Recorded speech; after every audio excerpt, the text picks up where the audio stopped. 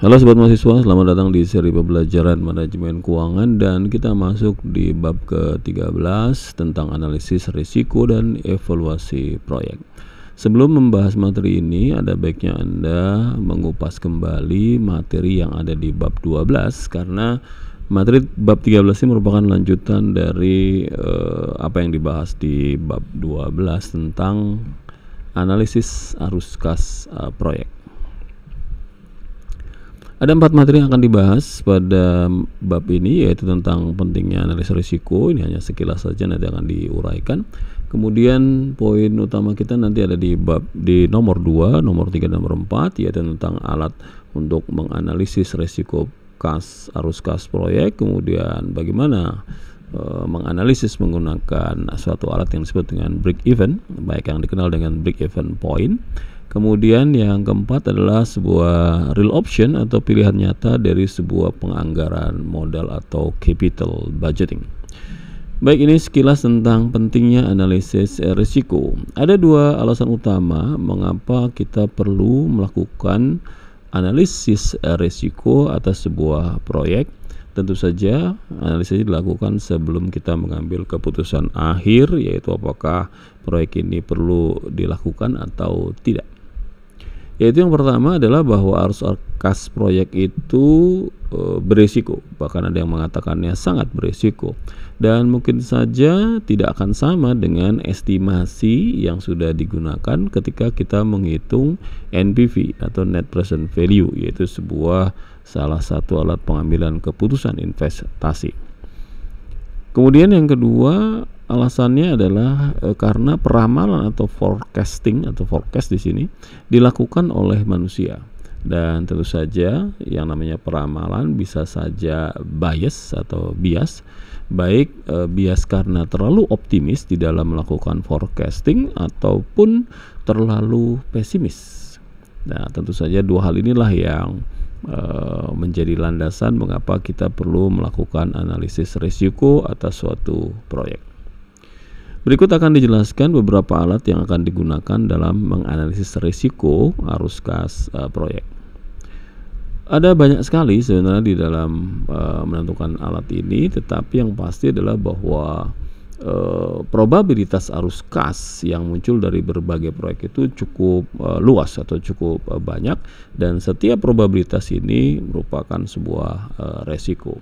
Para analis biasanya menggunakan 3 alat analisis yang familiar digunakan untuk memahami ketidakpastian dari arus kas masa depan dengan lebih baik, yaitu analisis sensitivitas, kemudian yang kedua analisis skenario, dan yang ketiga adalah analisis simulasi. Mari kita bahas satu persatu. Namun sebelum membahas ketiga analisis ini, ada 2 komponen utama yang perlu Anda ketahui terlebih dahulu, karena 2 komponen atau variabel inilah yang akan menentukan yang akan digunakan di dalam ketiga bentuk alat analisis tadi. Yang pertama yang perlu Anda ketahui adalah ada yang disebut dengan nilai ekspektasi atau expected value atau nilai yang diharapkan, dan kemudian yang kedua adalah pemicu nilai atau value drivers. Apakah expected nilai dan value drivers? Mari kita bahas satu persatu. Yang pertama terkait dengan nilai ekspektasi atau expected value. Arus kas yang digunakan untuk menghitung NPV atau net present value suatu proyek adalah nilai ekspektasi. Ini sudah kita bahas di chapter sebelumnya, dari arus kas yang berasal dari investasi yang memiliki risiko tadi. Dan nilai ekspektasi arus kas masa depan ini merupakan rata-rata probabilitas tertimbang atau probability weighted average dari seluruh arus kas yang mungkin terjadi. Artinya yang disebut dengan nilai ekspektasi ini adalah suatu nilai harapan yang akan mempertimbangkan probabilitas yang mungkin terjadi, dan kemudian probabilitas ini kita rata-ratakan secara tertimbang atau weighted average. Artinya tertimbang di sini ada bobotnya. Jadi setiap probabilitas harus dihitung juga potensi kemunculannya atau kita sebut dengan bobot. Mari kita lihat contohnya. Berapakah nilai kas ekspektasi atau expected value jika terdapat dua kemungkinan arus kas? Di sini kemungkinan hanya dua saja ya, yaitu 100 dan 400 dengan probabilitas masing-masing 25% dan 75. Artinya kemungkinan kita mendapatkan arus kas masa depan sebesar 100 itu adalah potensinya adalah 25%, sedangkan kemungkinan Anda mendapatkan 400 itu potensinya adalah 75%. Bisa tidak kita membuat rentang yang berbeda? Oh, boleh saja. Anda boleh menggunakan, di sini kebetulan 2, 25 dan 75. Anda bisa menggunakan 4 probabilitas, 5 probabilitas, 100 bahkan 1000 probabilitas pun silakan saja. Tetapi total dari probabilitas tadi harus 100%. Jadi dengan asumsi hanya 2 probabilitas yaitu 25 dan 75%, di mana masing-masing nilainya 100 dan 400, maka kita bisa menghitung nilai ekspektasinya atau nilai kas ekspektasinya, yaitu dengan mudah karena kita gunakan tadi weighted average ya, jadi probability weighted average, maka kita tinggal kalikan masing-masing probabilitas tadi. 25% kalikan $100 dan 75% kalikan $400, sehingga nilai kas ekspektasinya adalah 325. Kita lihat contoh yang lain, yaitu bagaimana meramalkan pendapatan menggunakan nilai ekspektasi. Peramalan Anda terhadap pendapatan ekspektasi dari perusahaan Marshall Custom Home di tahun 2014 adalah sebagai berikut. Di sini ada 3 jenis probabilitas, ya, ada 3 kemungkinan, yaitu probabilitas perusahaan ketika menghadapi atau memasuki masa resesi yang berat. Persentasenya adalah 40%, disebut meningkat menjadi 40%. Kemudian probabilitas memasuki masa resesi sedang, probabilitasnya adalah 50%, dan probabilitas memasuki masa resesi ringan, probabilitasnya adalah 10%. Jadi kalau tadi kan hanya 2 ya, di sini diberikan 3. Kemudian Anda juga mengasumsikan bahwa estimasi jumlah unit yang terjual, di sini ada jumlah unit yang terjual atau kuantitas ya, biasa disimbolkan dengan Q, dan harga jual biasa disimbolkan dengan P, price, itu tidak berubah atau tetap. Jadi asumsinya itu ya, sehingga kita mengabaikan mengenai unit yang terjual berapa, harga jualnya berapa, kita abaikan. Di sini kita hanya melihat terkait dengan persentase atau probabilitasnya saja. Dan kemudian diberikan data juga dalam bentuk tabel di sini mengenai gambaran tentang jumlah unit yang diperkirakan terjual oleh perusahaan, terjual oleh perusahaan.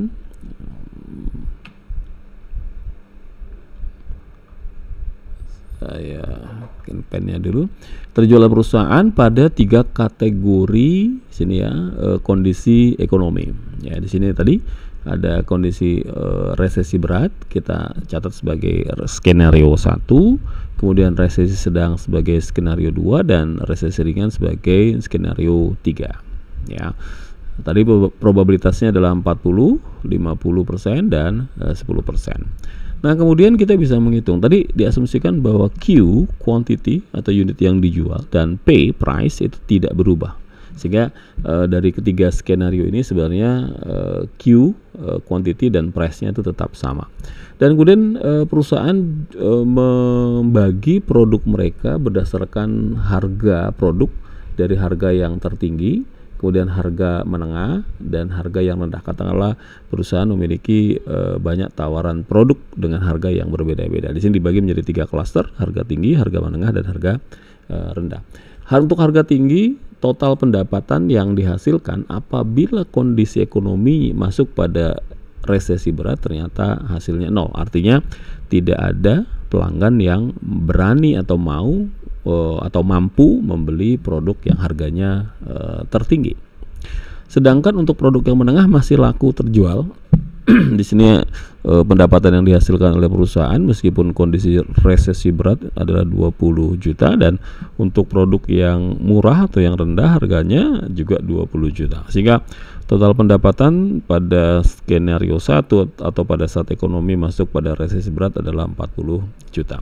Demikian untuk yang skenario 2, produk harga tertinggi menghasilkan pendapatan 40 juta, untuk produk yang harganya menengah mendapatkan pendapatan sebesar 60 juta, dan produk yang harga rendah itu menghasilkan pendapatan 40 juta dan total pendapatan tiap skenarionya menjadi 100.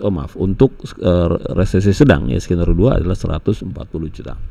Kemudian untuk kondisi resesi ringan, untuk produk tertinggi di sini laku sebanyak sekian unit kalikan price-nya. Untuk angka berapa Q-nya, berapa P-nya Anda bisa lihat di buku teksnya ya, di slide tidak diungkapkan.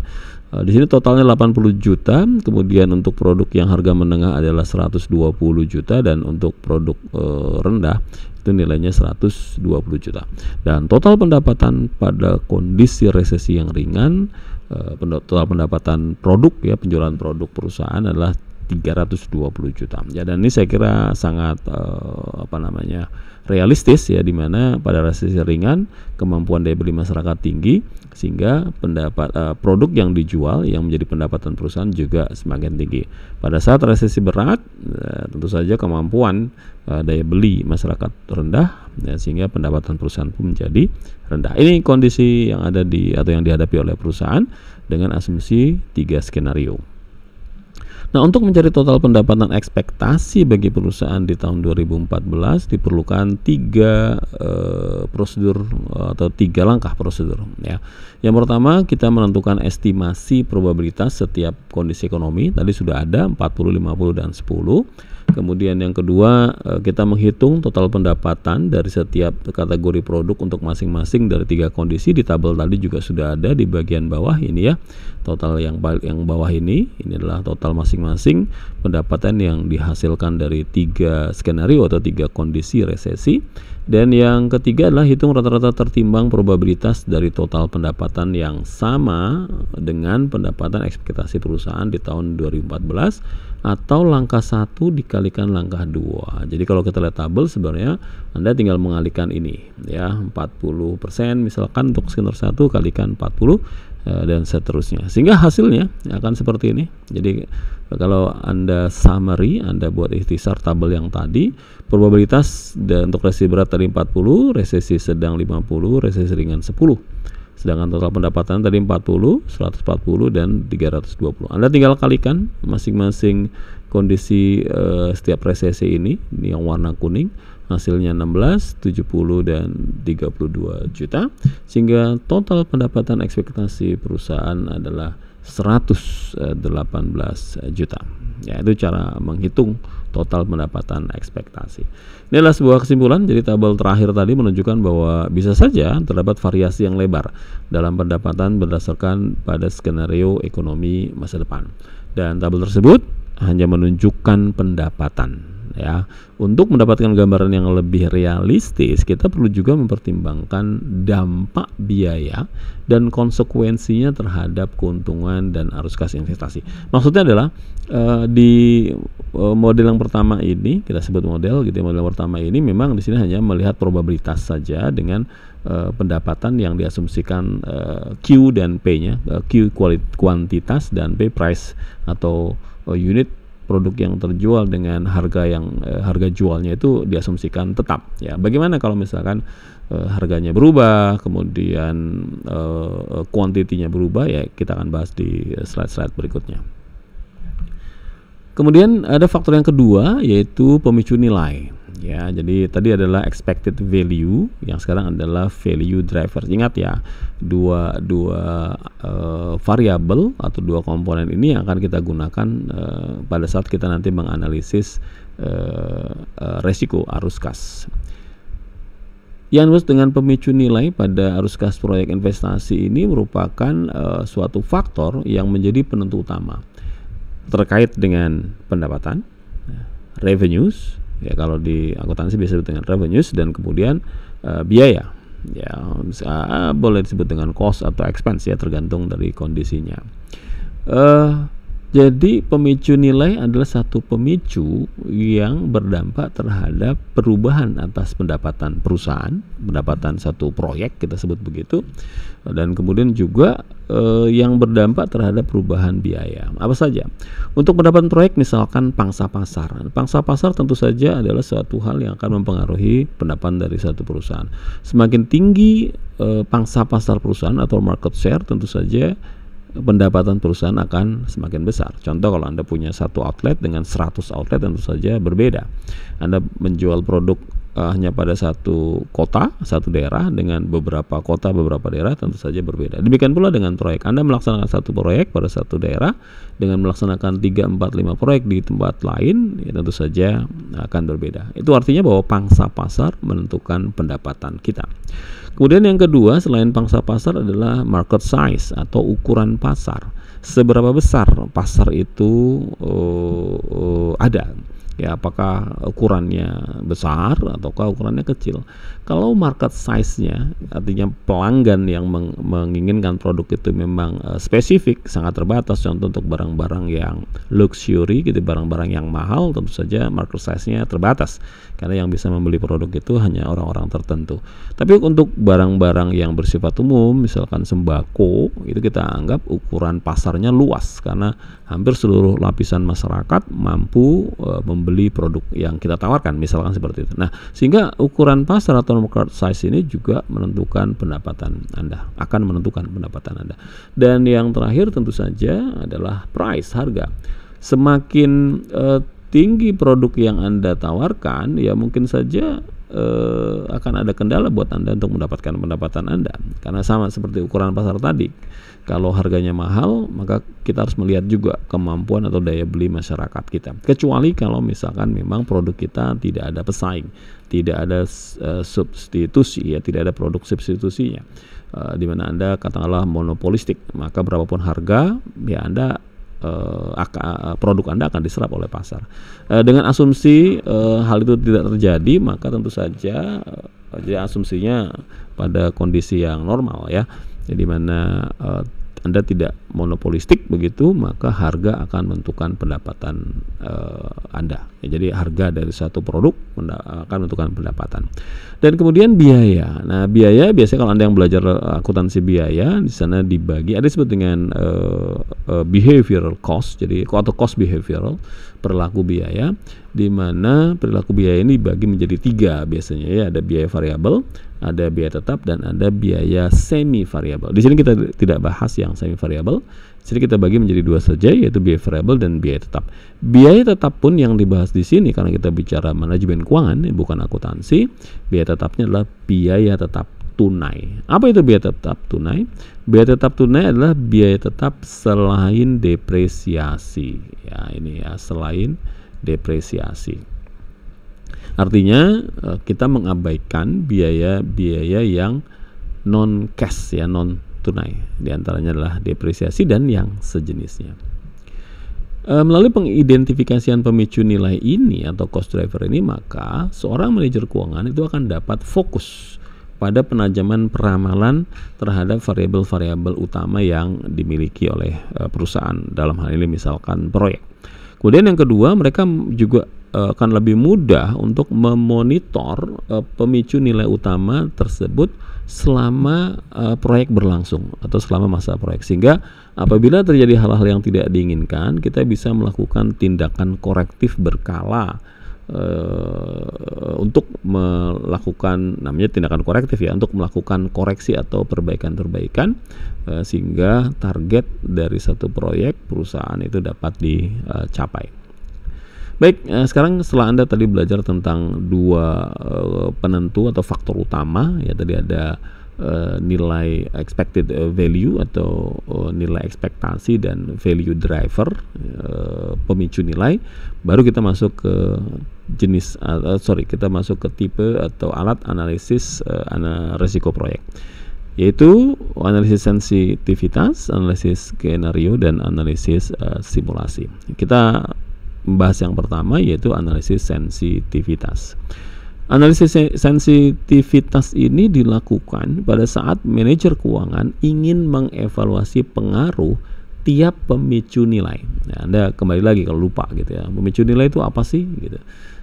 Anda bisa kembali ke slide sebelumnya, ya. Tadi di sana dikaitkan dengan pendapatan dan biaya, ya, ada market share atau pangsa pasar, kemudian market size gitu, ya, dan juga price, ya.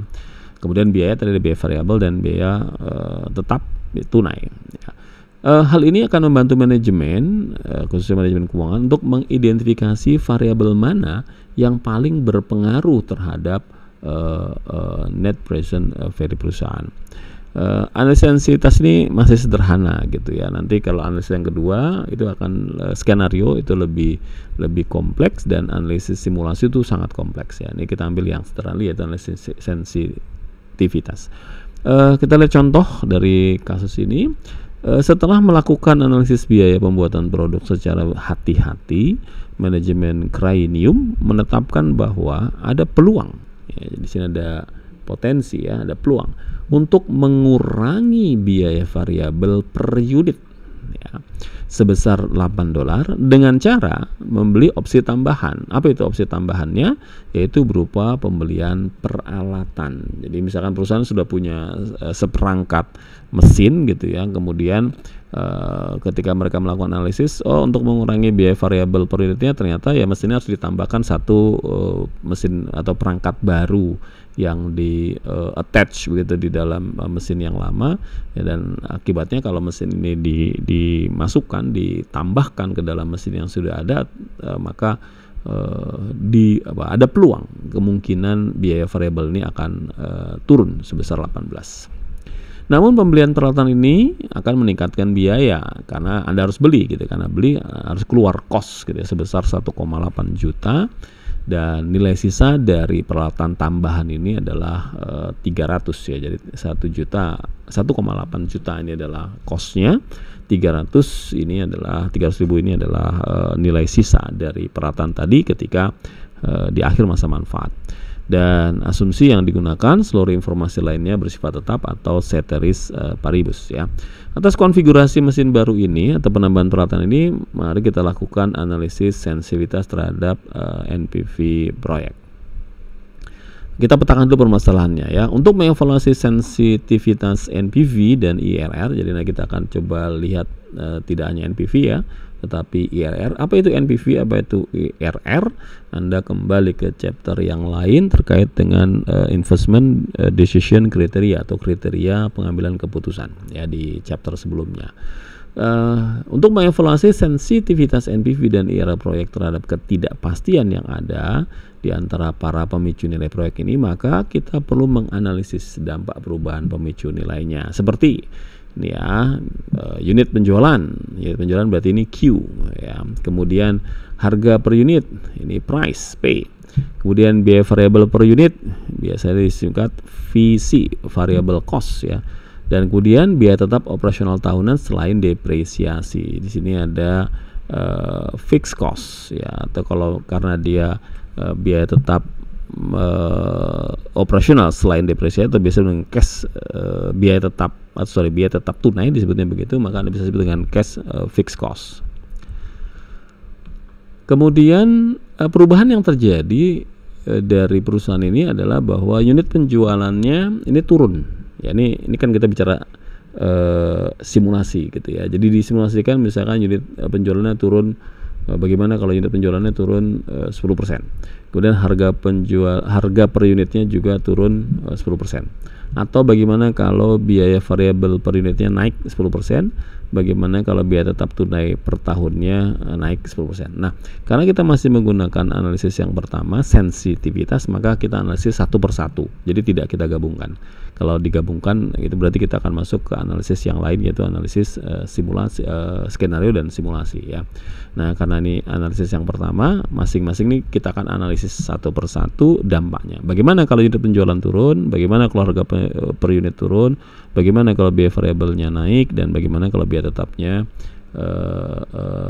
naik. Kenapa kok unitnya turun, harga per unit turun ya? Ini ya tentu saja asumsinya gini, kalau harga penjualan kita turunkan, kita berharap pendapatan naik. Harga per unitnya, kalau unit penjualan ya, harga per unitnya turun maksud saya, kita harapkan kan penjualan juga akan naik ya. Kemudian biaya variabel, kalau misalkan biaya variabel nambah, ya kemungkinan keuntungan kita akan turun. Nah, seberapa besar sih dampaknya bagi proyek kita? Mari kita lihat. Tujuan dari analisis ini adalah untuk mengetahui sejauh mana pengaruh perubahan, jadi perubahan tadi naik 10, turun 10% gitu, terhadap pemicu nilai, khususnya terhadap NPV atau net present value dari proyek itu sendiri. Kita perlu mengestimasi kasus dasar NPV berdasarkan informasi yang diberikan tadi, ya naik turun tadi, dan kemudian menghitung NPV-nya berdasarkan perubahan asumsi terhadap pemicu nilai. Kita lihat aja langsung ke tabel, ya. Ini tabelnya. Jadi ini adalah tabel arus kas proyek dari tahun 0 sampai tahun kelima. Asumsi proyeknya adalah 5 tahun masa proyek.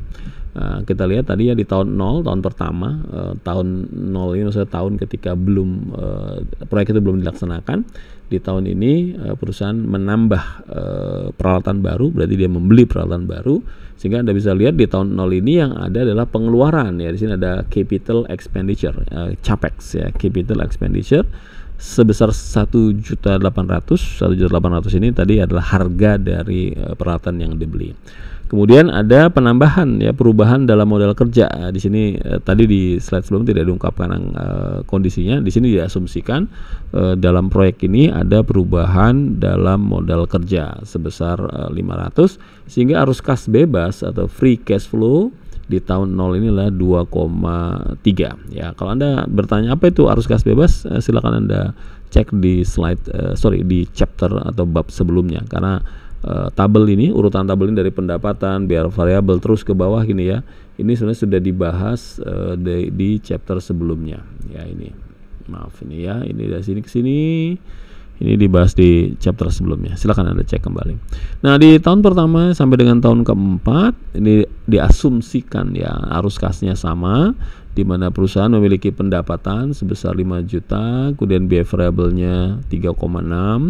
Biaya depresiasinya adalah atau beban depresiasi ya, depreciation expense 300, kemudian biaya tetap tunainya sebanyak 400, sehingga laba bersihnya adalah 700. Di sini ada pajak ya, asumsi 30%, di sini 210 ya, sehingga laba bersih operasi setelah pajaknya menjadi hanya 490. Kemudian ada beban depresiasi ditambahkan. Nah, ini kalau Anda tanya kok ditambahkan, ya karena akan dihitung yang cash saja, yang non cashnya kita hilangkan, sehingga arus kas bebasnya adalah 790 untuk tahun pertama sampai dengan tahun keempat. Sedangkan di tahun kelima ini juga sama nih, kalau Anda perhatikan ya, ini sama sampai sini sama. Nah, di tahun kelima capex di sini ini adalah nilai sisa dari peralatan yang ditambahkan tadi.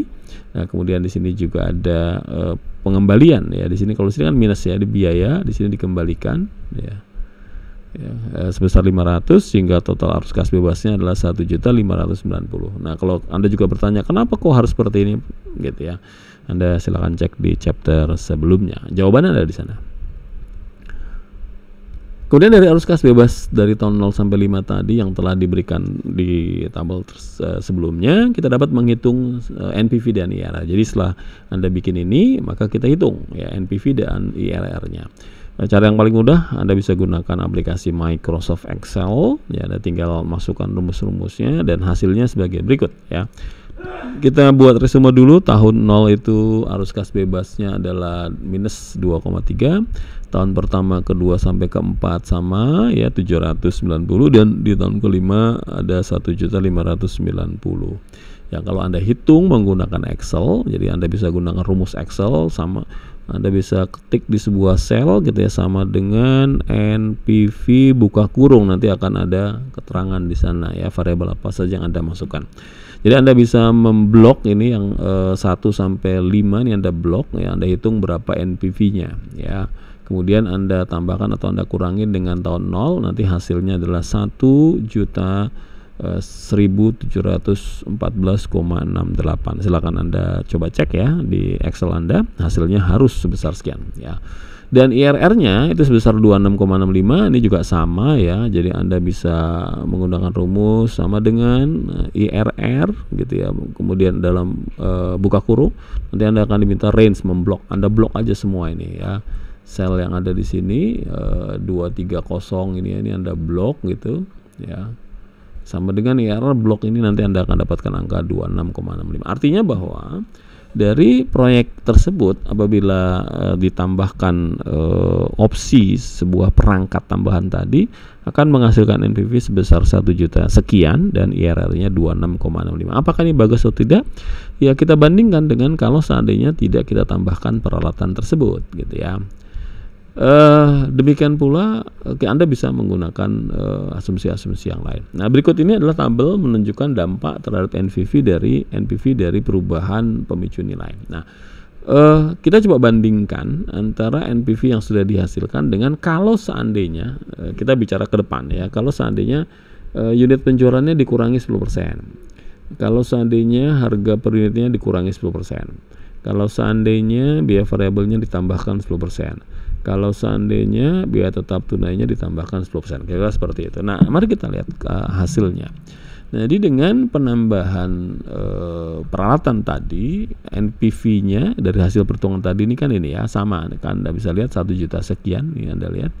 Nah, ketika ini harus Anda hitung lagi ya, di sini tidak saya uraikan hitungannya lagi. Jadi ketika misalkan unit penjualannya diturunkan, unit penjualan ya, jadi Q-nya diturunkan sebesar 10%, maka kalau Anda hitung dengan cara yang sama dari slide-slide sebelumnya, itu akan menghasilkan NPV menjadi hanya 648.000 ya, 648.446,62 atau terjadi penurunan sebesar 35%.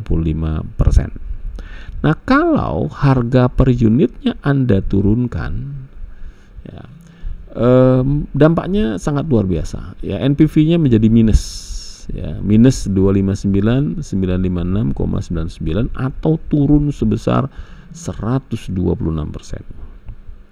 Kok bisa? Ingat, price ini itu dampaknya ini tidak hanya ke pendapatan ya. Jadi ingat, kalau Anda ingin menghasilkan pendapatan revenues, Anda kembali ke akuntansi biaya ini sebenarnya ya. Revenues itu sama dengan P gitu ya. Saya tulis di sini ya. Revenue saya pakai R gitu ya, sama dengan Q quantity dikalikan dengan price gitu. Jadi pendapatan itu adalah hasil kali kuantitas berapa produk yang Anda jual, misalkan seperti itu, dengan berapa harga yang Anda jual. Tetapi P ini juga berpengaruh terhadap biaya variabel cost, karena variable cost itu juga ya rumusnya itu adalah Q ya, Q variabel dikalikan dengan price juga ya, price-nya price variabel gitu ya. Nah, sehingga price ini mempengaruhi revenue dan juga sekaligus mempengaruhi biaya variabel ya. Jadi tidak hanya ke revenue saja, sehingga dampaknya dia tanda kutip sampai 2 kali ya, menjadi 126%. Kalau unit penjualan yang pertama, dia hanya di sini saja pengaruhnya ya. Jadi tidak akan mempengaruhi ke biaya variabel. Kira-kira seperti itu. Jadi untuk akan lebih mudah gitu ya untuk melogikakan tabel ini kalau Anda juga mahir penghitungan yang ada di akuntansi biaya. Jadi kalau Anda tidak ingin belajar akuntansi biaya atau belum belajar, coba Anda cek gitu. Tapi kalau tidak ya kurang lebih seperti itu ya perhitungannya, bahwa pendapatan itu merupakan hasil kali dari quantity dikalikan dengan price. Kita masuk yang biaya variabel. Nah, bagaimana kalau biaya variabelnya dinaikkan 10%? Ternyata dampaknya NPV-nya menjadi hanya 220, 414,7 atau turun 7,8%. Dan bagaimana kalau biaya tetap tunainya naik 10%? Di sini akan berkurang sebesar, dampak terhadap NPV-nya berkurang sebesar 10%. Artinya bahwa, jadi kesimpulan di sini adalah begini. Jadi ketika kita tahu masing-masing pemicu nilai, kita bisa melihat apabila kita naikkan, kita turunkan. Anda harus hitung gitu ya. Kalau kita naikkan jadi berapa, kalau turunkan jadi berapa. Contoh misalkan yang nomor 1 di sini ya, unit penjualan. Di sini kan kita turunkan 10%. Ya, sehingga perubahannya sebesar 35%. Bagaimana kalau dinaikkan? Ya, dia akan naik. Cuma berapa persen silakan Anda hitung gitu. Nah, itu disebut dengan teori sensitivitas. Artinya kalau penjualannya turun 10%, itu dampak terhadap NPV-nya itu 35%. Kalau Anda turunkan harga penjualan, ya, harga per unit gitu ya, penjualan 10%, itu dampaknya ekstrim ya, sampai minus 126%. Kalau Anda naikkan biaya variabel Anda 10% saja, itu dampaknya terhadap penurunan NPV sebesar minus 78 atau sebesar 78%. Jadi penurunan. Nah, dan biaya tetap tunai kalau dinaikkan 10%, dia hanya 10%. Ya, karena biaya tetap tunai itu tidak mempengaruhi yang lain ya, maka dia dampaknya rendah. Nah, ini disebut dengan sensitivitas. Dari sini Anda bisa lihat ternyata yang paling sensitif dari 4 pemicu nilai yang kita ulas di sini adalah harga per unit. Kalau Anda turunkan, dampak NPV-nya itu sangat dampak terhadap NPV-nya sangat besar ya. Analisis atas kasus ini menunjukkan bahwa perubahan sebesar 10% pada pemicu nilai baik naik maupun turun plus atau minus memiliki dampak yang signifikan terhadap nilai NPV. Ya, ini cukup signifikan. Contoh, jika harga turun tadi sudah saya uraikan ya, turun 10%, maka dampak terhadap proyeknya itu menjadi negatif 126%. Jadi NPV-nya akan turun sebesar 126%. Ya, langsung lebih dari 100% ya.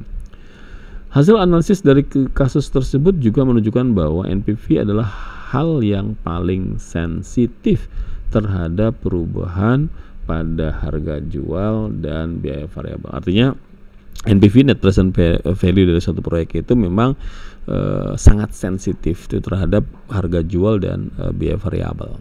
Ya, oleh karena itu manajemen harus ekstra hati-hati gitu ya. Jadi mereka harus benar-benar meyakini tingkat akurasi dari setiap estimasi yang digunakan terhadap pada pemicu-pemicu nilai yang mereka tentukan dalam satu proyek.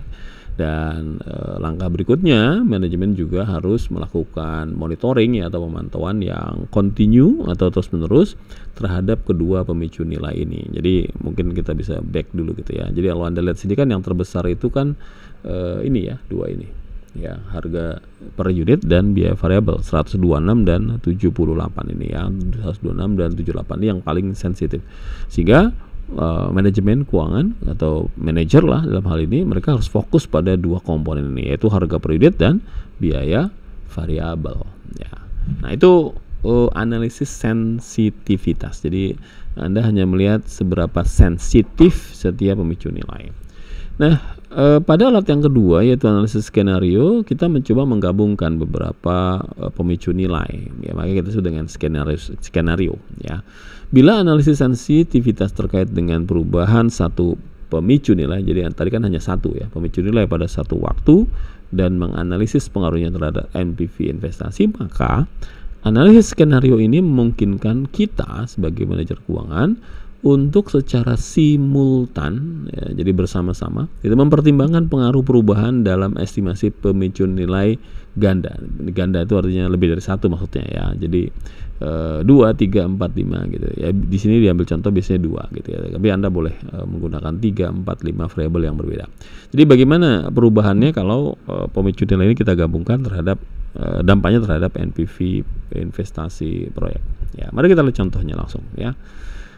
Pada resesi tinggi dalam suatu ekonomi menyebabkan manajemen Longhorn mempertimbangkan kembali suatu skenario proyek dengan menurunkan, di sini adalah ya, menurunkan estimasi unit penjualan berarti ini Q gitu ya. Mereka menjadi 175.000 dengan harga terrevisi per unit sebesar 124. Anda bisa lihat sini ada P. Jadi kan kita pakai yang 2 variabel saja ya untuk belajar. Jadi Anda bisa gabungkan 3 variabel, 4 variabel, 5 variabel. Di sini kita ambil 2 variabel yaitu Q dan P.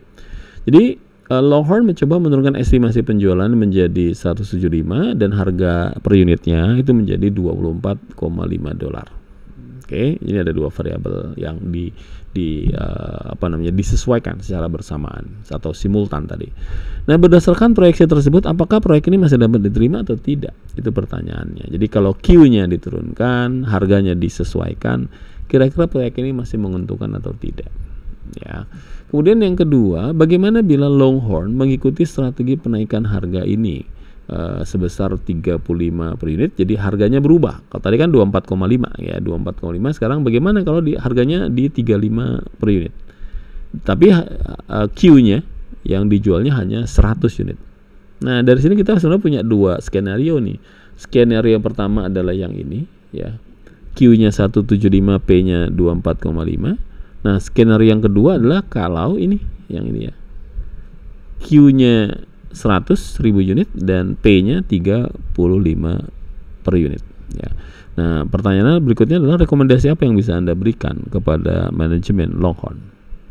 Nah, kita buat resumenya seperti ini tadi yang saya bilang. Ini skenario 1, ini skenario 2. Nah, agak beda ya dengan analisis sensitivitas. Kalau sensitivitas itu hanya melihat pengaruh dari setiap pemicu nilai saja masing-masing. Nah, sekarang ini kita ambil 2 ya. Jadi ada unit penjualan dan harga per unit. Dengan skenario 1, harga penjualannya 175.000, harga per unitnya 24,5, dan skenario 2 harga penjualannya 100 dengan harga per unitnya 35. Seperti apa dampaknya terhadap NPV proyek? Nah, Anda bikin tabel lagi seperti ini, sama seperti tabel sebelumnya ya. Anda sudah bisa desain dulu tabelnya gitu. Kemudian Anda bisa masukkan angka-angkanya. Anda bisa pakai rumus-rumus ya, sesuai dengan yang ada di dalam Microsoft Excel. Nah, untuk skenario 1, ingat ya, skenario 1 yang ini ya, 175.000 dan 24,5, hasilnya kurang lebih seperti ini ya. Jadi tahun 0 sama ya tadi ya, ada pengeluaran sebesar 1,5, kemudian modal kerjanya 500. Di sini di sini untuk capexnya di sini, kalau tadi kan di contoh yang sebelumnya tuh 300 ya, di sini 250. Maaf ya, untuk yang ini memang datanya tadi tidak disebutkan dalam contoh, tetapi di dalam buku teks disebutkan ya. Nah, kemudian tahun pertama sampai dengan tahun keempat yang ini ya, tahun pertama sampai dengan tahun keempat kurang lebih seperti ini arus kasnya gitu ya. Kita lihat di bawah saja. Jadi saya tidak bahas bagaimana penghitungan yang di sini ya. Jadi Anda silakan cek sekali lagi seperti yang saya sampaikan sebelumnya, Anda cek di chapter sebelumnya. Saya akan fokus langsung di arus kas bebasnya. Jadi di tahun pertama sampai dengan tahun keempat, arus kas bebas yang didapat perusahaan pada skenario 1 itu menjadi 346.250. Sedangkan di tahun kelima arus kas bebasnya adalah 1.096.250. Nah, itu kalau Anda hitung juga Anda bisa cek slide sebelumnya gitu ya, bagaimana menghitung NPV-nya. NPV-nya adalah minus 326. Kalau minus berarti proyek ditolak gitu ya, karena di dalam investment decision criteria, apabila NPV positif proyek diterima, apabila NPV negatif proyek ditolak. Sedangkan IRR-nya adalah 6,29. Ini skenario 1. Ingat, skenario 1 adalah ketika harga penjualannya 175 gitu ya, ini ya.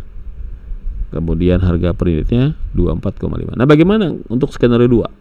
Ketika unit penjualan 100 dan harga per unitnya 35. Nah, kita buat sama ya, modelnya seperti ini. Di skenario 2 Anda bisa lihat arus kas bebas tahun pertama sampai tahun keempat adalah 845.000, sedangkan di tahun kelima adalah 1.595.000. Dan Anda bisa lihat NPV-nya positif ya, sebesar 1.476.606,03 dan IRR-nya 36,1. Tadi cuma 6 ya. Nah, sebenarnya sih simpel saja kalau Anda bandingkan skenario 1 dengan skenario 2, ya logikanya Anda pasti pilih skenario 2. Karena skenario 2 menghasilkan NPV yang positif sangat besar, 1 juta sekian, dan IRR-nya pun juga sangat besar. Skenario 1 hanya 6,29, sedangkan skenario 2 adalah 36,10. Jadi kalau kita kembali ke sini, ternyata skenario 2 ini yang lebih menguntungkan bagi perusahaan. Kira-kira seperti itu. Ya, mari kita lihat kesimpulannya. Hasil penghitungan membuktikan bahwa kedua skenario tersebut merupakan sebuah peluang yang berisiko karena terdapat divergensi. Terdapat satu sebaran ya, divergensi. Maaf nih, saya aktifkan dulu ya. Tadi nonaktif pennya. Jadi terdapat divergensi yang lebar ini ya. Kenapa lebar ya? Tadi besar sekali ya, dari minus ke 1,4 gitu ya untuk NPV-nya 1,4 dan IRR-nya dari 6 jadi 36 tadi ya sini ya. Jadi dari 6 nih 6,29 menjadi 36. Anda lihat IRR yang paling bawah itu ya, dari 6,29 ke IRR menjadi 36, 6 kali lipat ya. NPV bisa saja tinggi sebesar ini 1,4 sekian atau sebaliknya negatif 326. Artinya dengan dua skenario ini ya, dengan saya kembali ke sini ya, dengan dua skenario ini itu terjadi divergensi yang sangat luas. Skenario 1 NPV-nya negatif 300-an, sedangkan skenario kedua itu positif 1,4 sekian. Jadi besar sekali. Nah, karena lebar, maka sebenarnya Anda bisa membuat skenario berikutnya. Bikin skenario 3, skenario 4, skenario 5, skenario. Jadi Anda bisa bikin berbagai skenario fluktuasi dari unit penjualan dan harga per unit. Di sini kan 175 gitu ya, sini 100. Anda bisa juga bikin rentang di antara 175 sampai 100. Jadi kalau Anda mau bikin banyak skenario, Anda bisa bikin misalkan bagaimana kalau unit penjualannya 170 gitu ya, 170.000. Kemudian katakanlah per 5 ya, 175 di sini kan ya. Turun ya 170. Kemudian bagaimana kalau 165, 160 dan seterusnya sampai 100. Jadi ada sekian banyak skenario. Harganya juga sama nih, harganya kemudian ada naikkan bertahap dari 24 sampai ke 35. Skenario berikutnya itu misalkan $25 gitu ya, 25,5 dan seterusnya. Jadi Anda bisa membuat banyak sekali skenario. Di sini kebetulan diambil contoh yang ekstrim, skenario 1 dan 2 yang berbeda ya, unit penjualannya itu berbeda, ekstrim, kemudian harga per unitnya juga berbeda, ekstrim. Nah, jadi karena ini contoh hanya 2 skenario, Anda bisa menciptakan skenario yang lain untuk menentukan mana sih yang terbaik, yang proyek yang bisa Anda lakukan. Nah, kemudian yang terakhir adalah analisis simulasi. Nah, kalau simulasi ini Anda melakukan simulasinya banyak. Tadi kan cuma 2 tuh. Ya, itu bisa 4, bisa 10, bisa 20, bisa 8, bisa 30, bisa 100. Nah, sebenarnya Anda bisa menggunakan analisis yang semakin tajam. Yaitu Anda bisa menghasilkan ribuan bahkan sebenarnya jutaan estimasi nilai NPV. Bagaimana? Mari kita lihat ke sini ya. Jadi kembali ke angka ini nih. Jadi Anda bisa bikin simulasi. Jadi sekarang sebetulnya simulasi itu. Bagaimana kalau unit penjualannya itu 175 di sini kan ya, kita harus 1. Kemudian bagaimana kalau 175.000 tadi kan? Bagaimana kalau 17499 misalkan gitu.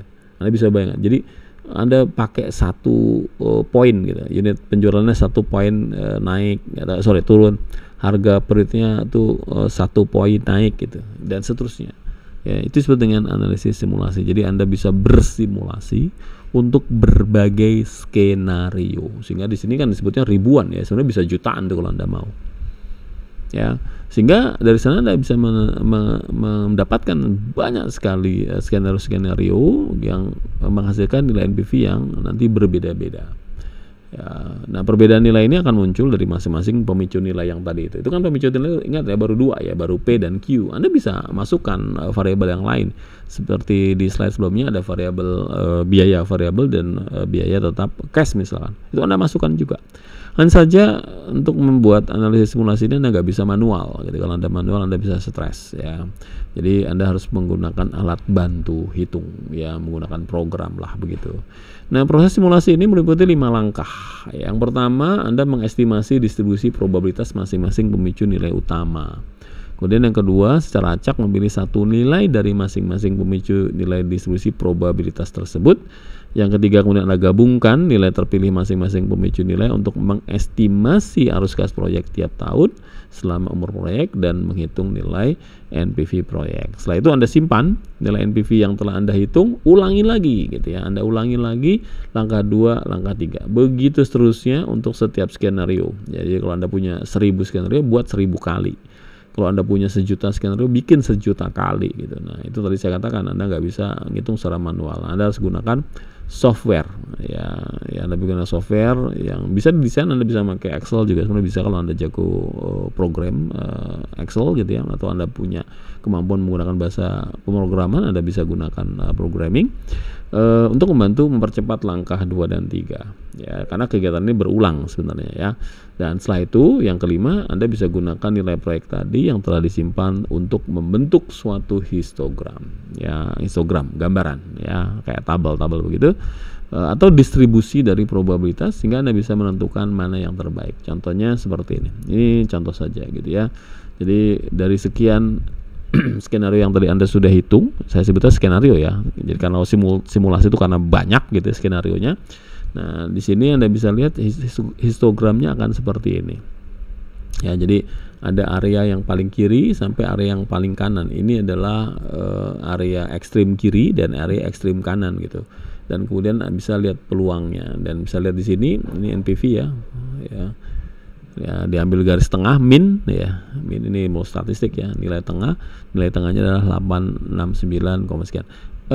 Setidaknya kalau Anda menggunakan analisis simulasi, Anda akan menghasilkan gambar seperti ini, ya. Jadi ada histogram seperti ini, dan kemudian Anda jadi bisa menentukan, setiap pemicu nilai itu kalau dirubah hasil terhadap NPV-nya seperti ini. Nah, tinggal Anda mau pilih yang mana. Apakah Anda misalkan gitu, Anda mau pilih yang daerah sini gitu ya, ataukah Anda mau ambil yang tengah sesuai dengan nilai min, ataukah Anda mau ambil yang paling tinggi nih gitu ya pada nilai itu sini, atau Anda misalkan ambil di sini. Itu keputusan ada di tangan Anda, karena alat ini hanya untuk memberikan gambaran kepada manajer terkait dengan dampak setiap pemicu nilai ketika dirubah, dampak terhadap NPV-nya itu seperti apa ya. Oke, kita tinggalkan analisis tadi, kita masuk ke analisis yang lain, yaitu analisis break even ya. Bagi yang Anda belajar akuntansi biaya, ini juga sudah diajarkan tentang break even point ya. Analisis break even ini menentukan level minimum ya, nilai paling kecil ya dari output suatu atau penjualan yang harus dicapai perusahaan untuk menghindari kehilangan lebih banyak uang, atau biasa kita sebut dengan titik impas ya. Dalam banyak kasus, penjualan break even ini didefinisikan sebagai level penjualan di mana laba bersih operasinya itu sama dengan 0. Ini rumus untuk menghitung break even ya. Bagi Anda yang sudah belajar akuntansi, sekali lagi Anda bisa skip materi ini karena itu sama, hanya bedanya saja adalah kalau di manajemen keuangan ada break even non tunai gitu ya. Break even cash, maaf ya. Yang diajarkan di akuntansi itu break even non tunai, karena di sana disebut dengan break even akuntansi ya, karena memasukkan depresiasi dan biaya-biaya yang sejenis. Di manajemen keuangan kita juga bisa menawarkan satu pola break even point yang mengabaikan biaya depresiasi. Jadi biaya depresiasi harus kita keluarkan ya. Analisis di akuntansi nyebutnya analisis break even akuntansi gitu. Kenapa? Karena di sana biaya-biaya tadi itu termasuk biaya-biaya depresiasi diperhitungkan ya. Biaya produksi dibagi menjadi 2 saja kalau di akuntansi, yaitu biaya tetap dan biaya variabel. Kalau ada biaya semi variabel, maka biaya ini harus di split off ya, harus dipisahkan dulu. Berapa yang dialokasikan sebagai biaya tetap dan berapa yang harus dialokasikan ke biaya variabel. Itu yang diajarkan di cost counting ya. Nah, dan di akuntansi biaya juga dijelaskan bahwa yang bisa dianalisis itu hanya biaya tetap dan biaya variabel. Biaya semi variabel tidak bisa dianalisis, itulah mengapa diperlukan alat untuk mengalokasikan biaya semi variabel ke dalam biaya tetap dan biaya variabel. Biaya tetap atau biaya tidak langsung, ada yang nyebutnya seperti itu ya, tidak berubah secara langsung adalah biaya yang tidak berubah secara langsung terhadap pendapatan dari penjualan. Artinya berapapun kuantiti perusahaan, tapi ada batasannya tentu saja ya.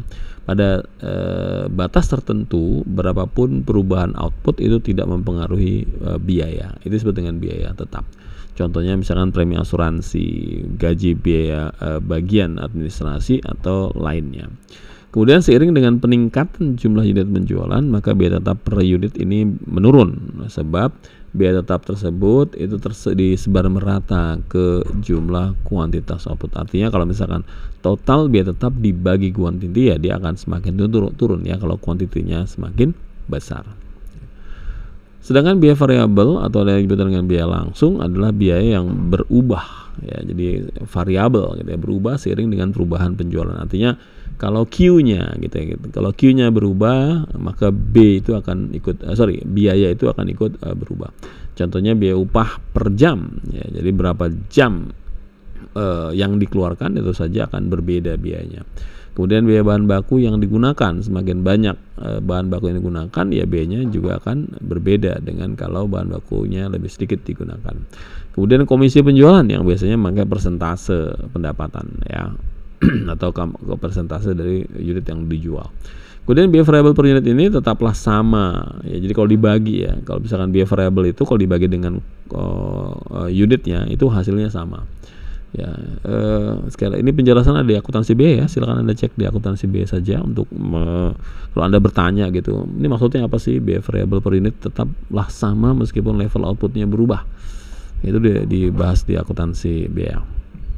Nah, kalau dibuat gambar kurang lebih seperti ini ya. Jadi ini yang biru ini adalah fixed cost, hijau ini adalah fixed cost, dia tetap ya. jika dia garisnya lurus ya, sama dengan garis sumbu X gitu ya, jadi dia seiring dengan sumbu X. Sedangkan untuk biaya variabel ini yang merah ya, yang biru ini biaya variabel, yang merah ini total biaya. Merah ini adalah biaya variabel ditambah dengan biaya tetap. Nah, gambarnya memang seperti ini, dan ini juga ada di pembahasan di akuntansi biaya. Nah, sedangkan break even itu terjadi seperti ini. Ya, ingat yang ini merah ini adalah total biaya, kemudian kita gabungkan dengan pendapatan. Biru di sini dengan biru di sini berbeda ya. Jadi tidak sama nih. Kalau di sini biru di sini adalah biaya variabel.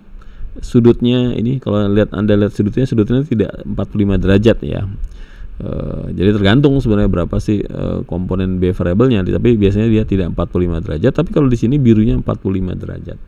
Jadi biru 45 derajat ini dipakai di dalam satu pengilustrasian untuk total revenues. Ya, diasumsikan dia membelah sumbu X dan sumbu Y menjadi dua bagian yang sama, sehingga di sini garis biru ini sudutnya 45 derajat. Dan Anda bisa lihat ada pertemuan di sini ini ya. Nah, pertemuan ini disebut dengan break even point atau titik impas gitu ya. Nah, ini rumusnya titik break even akuntansi ya. Dari sini akuntansi yaitu level penjualan yang diperlukan untuk menutup biaya variabel dan biaya tetap, di mana net operating income-nya sama dengan 0. Sama juga tadi kan sudah itu dengan impas ya, sama juga tidak untung tidak rugi begitu. Karenanya impas. Artinya total pendapatan sama dengan total biaya. Jadi perusahaan tidak untung dan tidak rugi. Nah, rumusnya ini ya, total fixed cost ya, F atau FC boleh disingkat seperti itu, dibagi dengan price per unit ya, ini price per unit dikurangi dengan price per unit dari variable cost-nya. Jadi yang di sini adalah price per unit untuk penjualan, yang kiri ini untuk penjualan, yang ini adalah untuk biaya.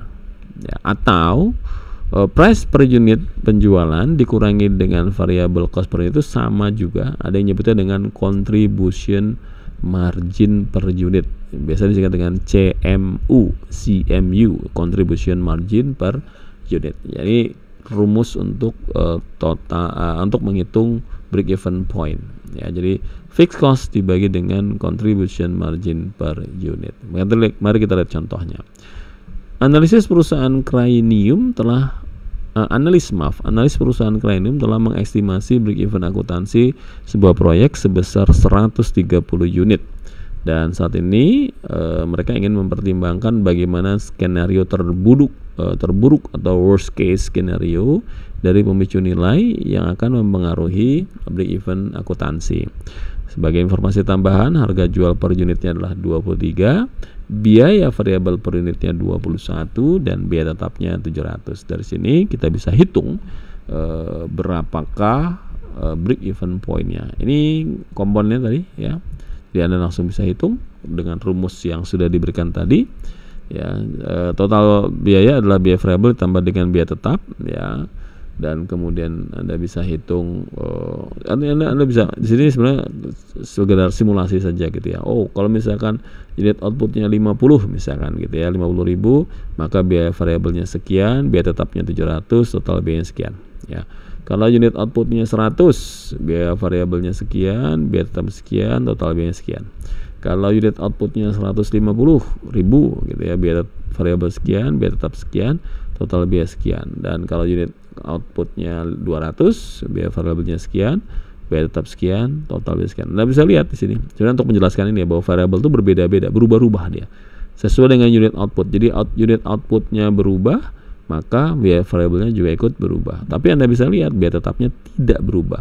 Berapapun unit output, biaya tetap itu tetap sama di angka 700. Ini untuk memberikan gambaran tentang bedanya biaya variabel dan biaya tetap. Ini rumus untuk menghitung break even-nya tadi ya, rumusnya ini fixed cost dibagi dengan price dikurangi P. P di sini mewakili price untuk revenues ya, sedangkan V ini mewakili untuk variable cost variable per unit ya, atau P dikurangi V ini tadi sama dengan margin contribution per unit ya. Hasilnya adalah ini ya, 350 unit. Artinya bahwa ketika perusahaan menjual produk sebanyak 350.000 unit, maka perusahaan tidak untung dan tidak rugi menurut versi akuntansi. Makanya disebut dengan break even akuntansi ya. Tabel di bawah ini menunjukkan bahwa sebanyak 350. Nah, sekarang kalau tadi kan ini ya yang slide sebelumnya. Sekarang dimasukkan ya 350. Hasilnya di sini labanya 0 gitu. Ya di sini total biaya, total pendapatan, di mana total biaya pendapatan di sini sama sehingga labanya 0. Disinilah titik impas. Artinya kalau perusahaan di sini ya, kalau perusahaan jual 50.000 sampai dengan 100 gitu ya, 150, 200 perusahaan masih rugi nih, masih minus labanya nih. Nah, kalau dia jual di atas 350, maka perusahaan akan untung, dipastikan akan untung. Nah, inilah fungsi break even point. Sehingga kesimpulannya titik break even menetapkan batas bawah dari level penjualan dari sisi perspektif akuntansi, makanya disebut dengan break even akuntansi. Banyak proyek banyak proyek-proyek yang ber-break even menurut sudut pandang akuntansi itu menguntungkan, tanda kutip ya, artinya di angka 350.000 per unit misalkan tadi. Tapi kenyataannya meskipun dari sisi akuntansi dia sudah break even, tapi kalau dihitung NPV-nya oleh manajemen keuangan, NPV-nya negatif gitu. Nah, itulah mengapa kemudian manajemen keuangan mendesain satu model break even yang disebut dengan break even tunai, di mana break even tunai ini mengeluarkan biaya non tunai seperti depresiasi dan sejenisnya dari penghitungan fixed cost ya. Rumusnya menjadi seperti ini ya. Jadi ini modifikasi saja dari break even akuntansi ya. Analisis break even, NPV break even ini mengidentifikasi level penjualan yang diperlukan untuk menghasilkan level 0 dari NPV. Hal ini berbeda dengan analisis break even akuntansi, di mana NPV break even itu berfokus pada arus kas. Ya, kenapa? Karena tadi biaya-biaya non cashnya sudah dikeluarkan. Ya, jadi ini pandangan dari manajemen keuangan gitu ya. Karena manajemen keuangan kan bicaranya uang, gitu, bicaranya arus kas. Jadi bicaranya bukan profit berdasarkan akuntansi. Karena kita tahu profit berdasarkan akuntansi itu berbeda dengan profit kas. Itulah mengapa kalau Anda belajar akuntansi, antara laporan laba rugi itu angkanya tidak sama dengan kas yang ada di neraca atau laporan posisi keuangan, karena memang akuntansi menggunakan accrual basis. Ini sekedar gambaran tentang NPV break even gitu ya. Price unitnya di sini worst case-nya 190, variable cost per unitnya 160, kemudian cash di sini Anda lihat ya, cash fixed cost-nya adalah 285 dan titik break even-nya ada di sini ya.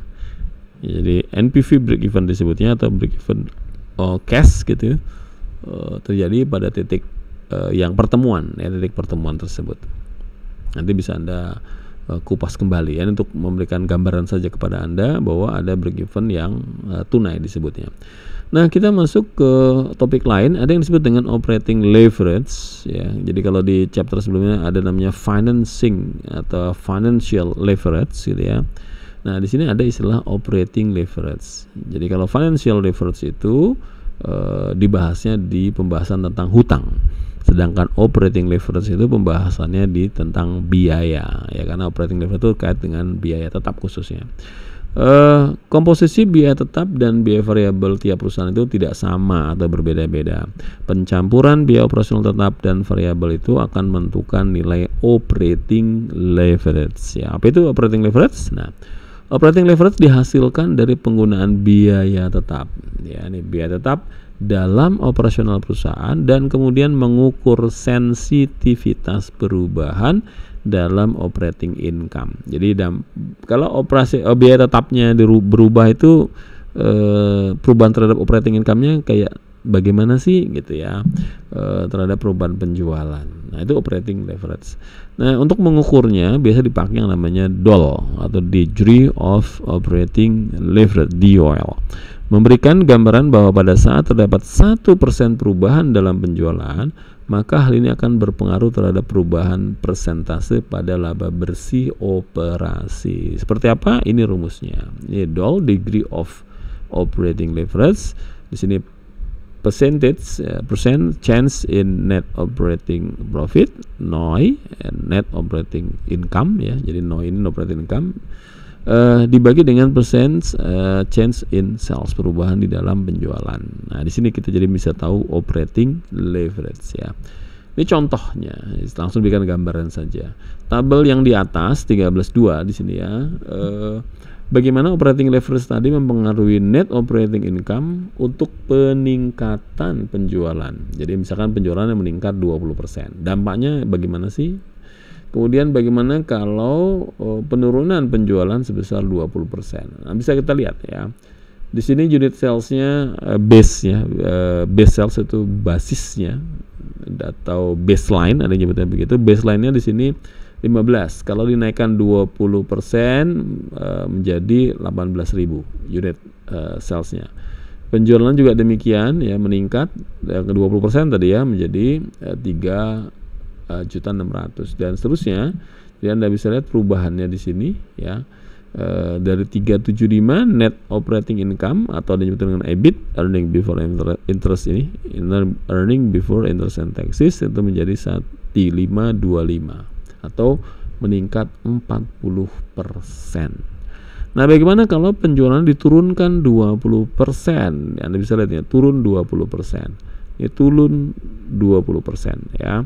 Dampaknya Anda bisa lihat NOI-nya turun dari 375 menjadi 225 atau turun sebesar 40%.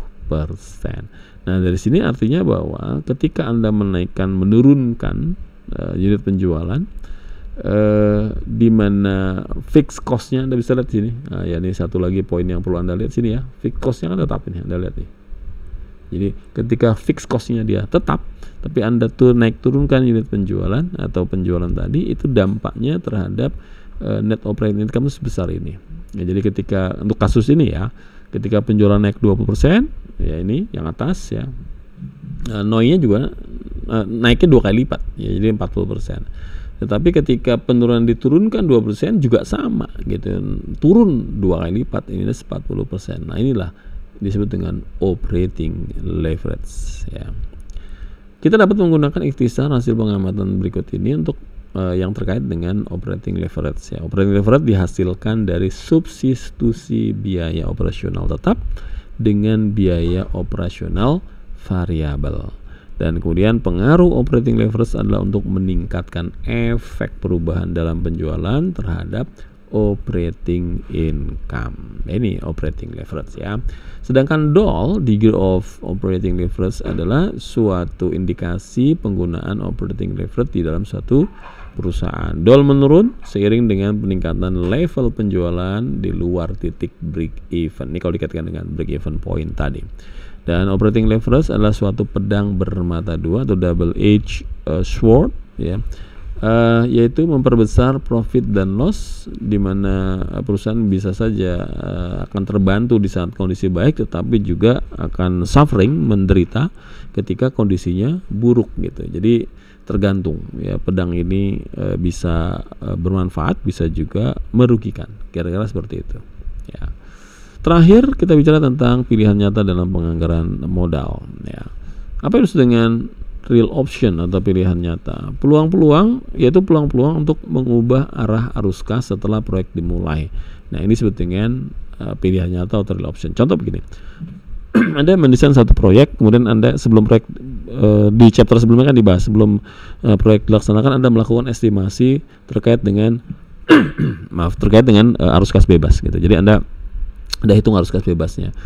Itu di chapter sebelumnya 12. Nah, di chapter 13 Anda hitung resiko-resikonya. Resiko itu peluang-peluang terjadinya sesuatu yang tanda kutip bisa menggagalkan tujuan Anda gitu.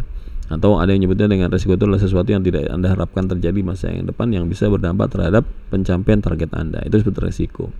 Nah, ketika Anda sudah memetakan risiko tadi dengan menggunakan analisis sensitivitas, menggunakan analisis skenario, Anda menggunakan analisis simultan gitu ya. Anda juga mungkin bisa ngitung tadi break even point, Anda lihat dampak operating leverage perusahaan seperti apa, kira-kira seperti itu. Maka kemudian proyek itu berjalan kan gitu ya. Jadi proyek itu dijalankan. Asumsi proyek ini menguntungkan, Anda setuju dijalankan. Nah, setelah jalan, maka Anda bisa melakukan analisis atas proyek yang benar-benar sedang dilaksanakan. Ini disebut dengan pilihan nyata. Di mana ketika proyek itu berjalan, maka ada kondisi-kondisi real yang ada di hadapan Anda yang kemudian Anda harus mengambil keputusan terkait dengan proyek ini. Nah, biasanya ada ada tiga kemungkinan. Sumber fleksibilitas yang paling umum atau real option yang dapat menambah nilai peluang investasi itu ada 3. Yang pertama, timing option. Jadi terkait dengan opsi waktu. Waktu itu tidak bisa dibeli gitu ya. Waktu itu tidak bisa direkayasa. Yang sudah lewat ya sudah. Nah, opsi ini adalah opsi untuk menunda proyek ya hingga estimasi arus kas masa depan lebih menguntungkan. Jadi proyek sedang jalan, kemudian Anda melakukan evaluasi dengan timingnya gitu. Bersama timingnya, oh ini coba saya evaluasi lagi sehingga Anda bisa saja menunda proyek itu sampai arus kas ini, oh ya sudah, ini menguntungkan, baru Anda bisa jalan, Anda lakukan lagi gitu. Atau Anda bisa melakukan expansion option. Jadi Anda bisa melakukan opsi ekspansi, diperluas. Opsi ini untuk meningkatkan skala dari proyek Anda dan lingkup sebuah investasi dalam merespon permintaan yang dapat Anda realisasikan. Atau Anda bisa juga menggunakan model opsi yang lain, yaitu ini, contract, shutdown, abandonment option. Opsi ini adalah untuk memperlambat produksi atau bahkan menghentikan produksi secara permanen. Artinya begini, ketika proyek sedang berjalan gitu ya, maka ada 3 opsi ini gitu. Anda bisa saja kemudian menunda proyek karena satu dan lain hal. Anda bisa memperluas proyek itu menjadi semakin besar, atau ya terpaksa Anda cut. Ya, Anda hentikan ya, contract, shutdown, and abandonment option. Ya, meskipun yang nomor 3 ini harapannya tidak dilakukan karena Anda sudah melakukan analisis proyek sedemikian tajam, sedemikian detail sebelum proyek itu dilaksanakan. Harapannya tentu saja adalah yang nomor 2 gitu ya. Setelah Anda melakukan penghitungan atau estimasi proyek dijalankan dan Anda bisa melakukan expansion. Namun bukan tidak mungkin karena kita bicara real option gitu ya, kondisi real, maka Anda mungkin harus mempertimbangkan timing option, mempertimbangkan contract, shutdown, and abandonment option, dan seterusnya. Ya, mari kita lihat contohnya. Jika menurut Anda terdapat 40% peluang yang dapat menjadikan sebuah proyek itu menguntungkan, jadi peluang berhasil itu hanya 40%, dan kemudian 60% peluang proyek tadi tidak menguntungkan. Ya, jadi 40% Anda berhasil, 60% Anda kemungkinan gagal. Kira-kira begitu. Ini peluang yang ada di hadapan Anda. Ingat, sebagai seorang pebisnis, ya Anda harus berani mengambil risiko, kan gitu. Jadi kalau Anda mengatakan, peluangnya terlalu kecil Pak, 40% saya nggak berani, selesai, nggak usah dihitung. Tapi kalau Anda ingin menghitung, coba Anda buat simulasi dulu. Dengan peluang 60 banding 40 ini, kira-kira proyek ini bisa nggak Anda lakukan? Ya. Berapa nilai proyek ini jika Anda ingin membuka 10 restoran baru? Jadi Anda ingin membuka 10 restoran baru, tapi peluangnya antara 40 dengan 60, bukan 50-50. Yang 40 berhasil, 60 Anda gagal. Apakah Anda tinggalkan begitu saja, abandonment, ya? Atau Anda hitung dulu? Mari kita hitung, ya. Nah, kita perlu menentukan NPV proyek ini dengan asumsi bahwa kita akan membangun 10 restoran jika proyek sangat menguntungkan, dan tidak akan membangun tambahan restoran jika proyeknya sangat tidak menguntungkan. Ini asumsi yang kita bangun. Tadi kan gitu ya, karena 40-60 kan, sudahlah, nggak usah dibangun. Mari kita hitung dari situ dulu. Ya. Berikut ini adalah informasi tambahan per restoran. Ya. Arus kas tahunan perpetual tadi berubah-ubah gitu ya. Jika menguntungkan yang diterima adalah 320. Sedangkan jika tidak menguntungkan yang diterima adalah 80. Ya, ini data per proyek ya. Maaf ya. Jadi data per proyeknya seperti ini. Gitu. Dan probabilitas menguntungkan tadi adalah 40, Anda terima. Ya meskipun 40 nggak apalah gitu ya. Kemudian Anda dapat data tingkat diskonto yang berlaku di pasar adalah 10%. Kalau ada bertanya, apa itu tingkat diskonto? Silakan Anda cek kembali materi tentang time value of money. Ya, di sana dibahas tentang diskonto ini. Kita gunakan PV, present value, dari persamaan perpetuitas. Ya, ini apa itu perpetuitas? Jadi kalau ada yang bertanya juga, kembali Anda buka materi tentang time value of money. Ya, perpetuitas itu adalah anuitas yang tidak memiliki n, tidak memiliki nilai n. N itu masa ya, atau waktu. Ya, jadi temponya tidak ada, dia terus menerus ya. Atau n-nya itu tak terhingga. Itu adalah perpetuitas ya. Rumusnya ini ya, cash flow dibagi dengan I itu tingkat diskonto ya, ya ini. Nah, jika maaf ya, NPV ini jika menguntungkan ini ya, jika yang menguntungkan diterima, maaf gitu ya, maka NPV-nya adalah 320, tadi datanya ada 320 dibagi dengan I diskonto, kemudian Anda kurangi dengan 2.400.000 nilai yang investasinya ya, dan kemudian nilainya 800. Jika tidak menguntungkan ya, tadi dapat cashnya itu, arus cashnya 80.000, Anda bagi dengan I tingkat diskonto, Anda kurangi dengan 2,4, hasilnya minus gitu. Jadi kalau tidak menguntungkan Anda akan rugi sebesar 1,6, tapi kalau misalkan menguntungkan Anda akan dapat 800. Ini untuk menghitung NPV-nya dulu ya. Nah, asumsikan bahwa kita akan membuka 10 restoran baru jika menguntungkan, dan hanya 1 restoran kalau tidak menguntungkan. Nah, kita bikin asumsi dulu gitu. Ini namanya kayak skenario juga gitu. 10 dan 1. 10 kalau menguntungkan Anda buka, kalau enggak ya Anda cukup 1 aja deh gitu kan. Tadi kan peluangnya 40-60 ya. Maka kita dapat menentukan NPV ekspektasi sebagai berikut ya. 10 restoran gitu ya. Kemudian tadi peluangnya kan 40% ya kalau menguntungkan. Dengan per restoran itu Anda dapat 800.000 tadi NPV-nya. Kemudian kalau tidak menguntungkan, Anda hanya 1 restoran saja, peluangnya 60%, dan tadi Anda rugi itu 1,6. Nah, dengan model 10 banding 1 di mana probabilitasnya 60 banding 40%, maka NPV ekspektasinya adalah 2.240.000. Artinya masih positif nih NPV-nya. Ya, kalau bicara proyek ini dapat diterima. Tanpa opsi untuk mengekspansi, maka proyek ini akan memiliki NPV sebesar minus. Jadi kalau Anda tidak ada ekspansi, artinya tidak menambah 10 restoran baru, 1 sampai dengan 10 restoran baru, NPV Anda itu minus 640. Dari mana? Ini 800 dikalikan 40, ini kan 1 restoran ya tadi ya. Kemudian minus 1,6 dikalikan 60%. Ya, jadi Anda dapat NPV. Nah, sehingga memang peluang 10 restoran dan 1 restoran tadi ya. Jadi kalau untung 10 restoran, kalau rugi 1 restoran, dengan probabilitas 40%, 60% itu ya sebenarnya masih menguntungkan. Ya, namun demikian dengan mempertimbangkan opsi untuk mengekspansi, proyek memiliki nilai NPV yang positif. Yang ini tadi positif ya, 240 juta. Gitu ya. Saya kira itu materi chapter ini tentang analisis resiko proyek ya. Silakan Anda pelajari lagi. Akan lebih baik kalau Anda membaca buku teksnya ya, karena di sana sangat lebih detail dibandingkan dengan pembahasan pada slide ini. Terima kasih, sampai berjumpa kembali di materi yang lain. Sampai jumpa.